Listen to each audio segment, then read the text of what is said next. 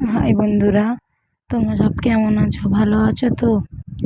আজ সকালবেলা রান্নার জোগাড় করছি। দেখো কি কি রান্না করব।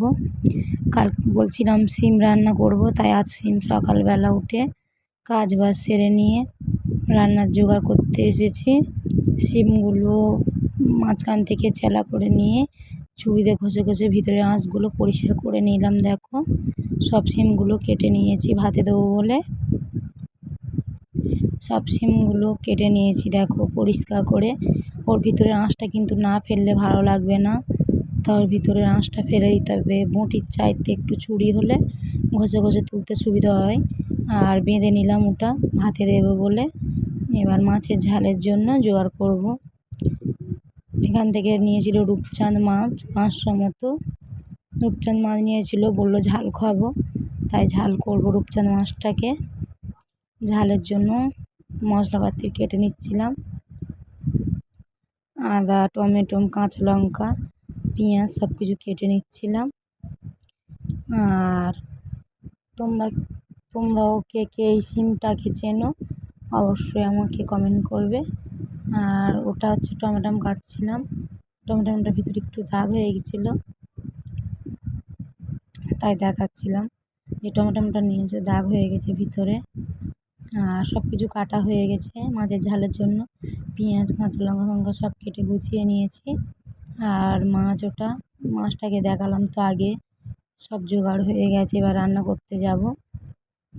আর সিমটা ভালো করে বেঁধে ভাতের ভেতর দেবো, নাহলে ছড়ে যাবে, তাই ভালো করে বেঁধে নিয়েছি। বাইরের আকাশটা দেখো কতটা মেঘলা হয়ে রয়েছে। সারাদিন তো বৃষ্টি হচ্ছে কাল থেকে এখন অবধি, হচ্ছে আবার থেমে যাচ্ছে। বাইরের আকাশটাও প্রচুর মেঘ বাইরে। তো তোমাদের ওদিকে কীরকমই বৃষ্টি হচ্ছে সারাদিন আমাকে একটা কমেন্ট করবে। আর আমি বসেছিলাম, বাইরের আকাশটা দেখে ভালো লাগছিল না, কারণ সামনে আন্না পুজো রয়েছে, অনেক মানুষের অনেক কিছু কাজ বাজ রয়েছে। আর আকাশটা ওরকমই করলে সব কিছু গুলিয়ে যাবে, তাই চুপ করে বসে রয়েছি আমি চেয়ারে রান্না জোগাড় করে। একটু পরে রান্না বসাবো।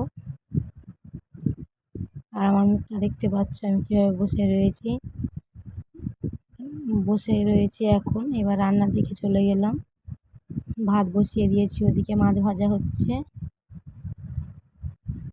ভাতটা ফুটে গেলে আবার সিমটা দিয়ে দেবো। সিমটা ধুয়ে বেঁধে রেখেছি, ভাতের জলটা গরম হয়ে গেলে তারপর সিমটা দেবো।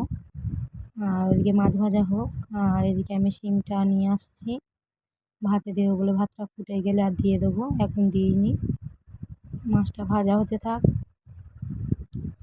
আর মাছের ঝোল আর শিম ভাতে করবো, আর কিছু করবো না। আর এদিকে মাছ ভাজা হয়ে গেছে।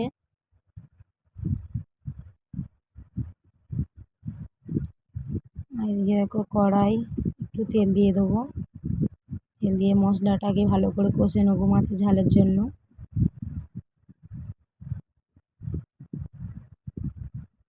আদা রসুন শুধু পেঁয়াজ টমেটো আদা রসুন দিয়ে ঝাল করবো মাছটাকে।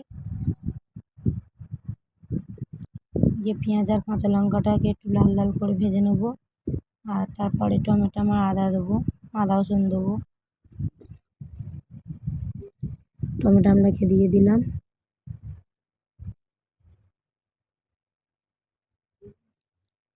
টমেটোটাকে দিয়ে নাড়তে থাকবো। টমেটোটা একটু গলে গেলে আদা রসুনটা দিয়ে দেবো। আদা রসুনটা দিয়ে ভালো করে ভেজে নিতে হবে। ভেজে নিয়ে আবার সব মশলাপাতি দেবো। নুন, রূপচাঁদ মাছের ঝাল কার কার পছন্দ। আমার তো ভালো লাগে না ঝালটা খেতে, আমার মাছের ঝোল হলে ভালো লাগে ঝালের চেয়ে বেশি। তাই আমার একটু ঝোল হলে ভালো হতো।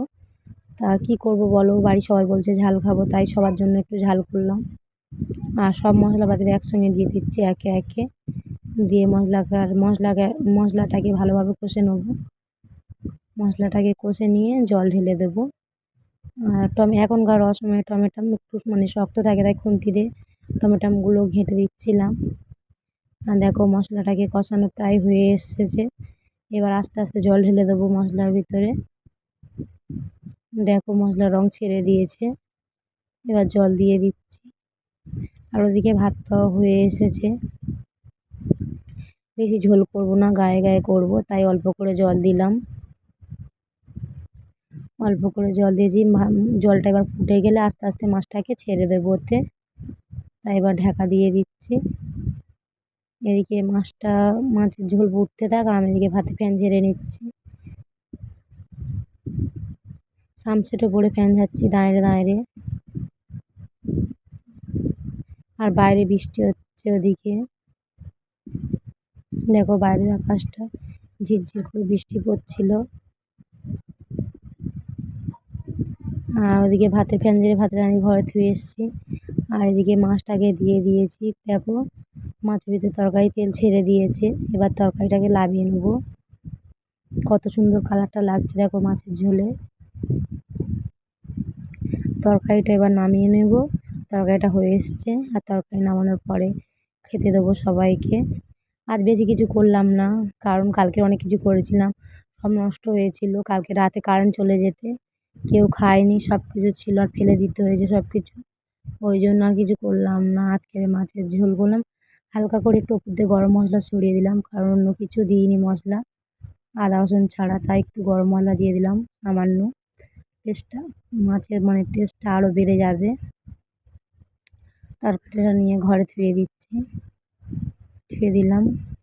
ধুয়ে দেওয়ার পরে ভাত খাচ্ছি মেয়েটাকে নিয়ে। সিমটা দিয়ে ওকে ভাত খাইয়ে দিচ্ছিলাম।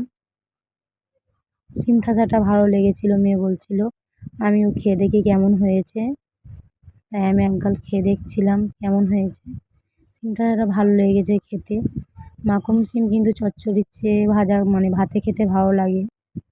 আর সামান্য একটু সর্ষের তেল আর একটু নুন দিয়ে খেয়েছিলাম, অন্য কিছু দিইনি, মেয়ে খাবে বলে ঝাল দিইনি। শুধুই তাই কত ভালো লাগছিল খেতে। অনেক দিন বাদে সিমটা খাওয়া হলো, কারণ এর আগের বছরে একবার না দুবার খেয়েছিলাম, আর এই বছর এই প্রথম খেলাম। আর ওই মাছের ঝোল দিয়েও একগাল খাইয়ে দেবো। ও বলছিল সিমটা দিয়ে খাবো, আমি বলছিলাম মাছের ঝোলটা দিয়ে একগাল খেয়ে নে, তারপরে সিমটা দিয়ে খাবি। তাই ওর জন্য একটা দাগা নিয়ে নিচ্ছি। একটা দাগা নিয়ে নেবো, একটু ঝোল নিয়ে ওকে একগাল খাইয়ে দেবো। আর ও বলছিল মা সিমটা দিয়েও দাও। ঝোল সিম সব একসাথে ওকে খাইয়ে দিলাম। ও দেখছে দেখো মুখে হাতটা দিয়ে দেখাচ্ছিল সিমটা ঝোলটা দিয়ে মিশিয়ে দাও। ফোনেতে ভিডিও দেখে সব কিছু মাখিয়ে খায়, তাই ও বলছিল আমাকে সব কিছু মাখিয়ে দাও। আর দেখেছো দেখালো দারুণ হয়েছে। মাছটা টাটকা ছিল খুব, পুকুরের মাছ ছিল, ভালো টেস্ট ছিল মাছটা।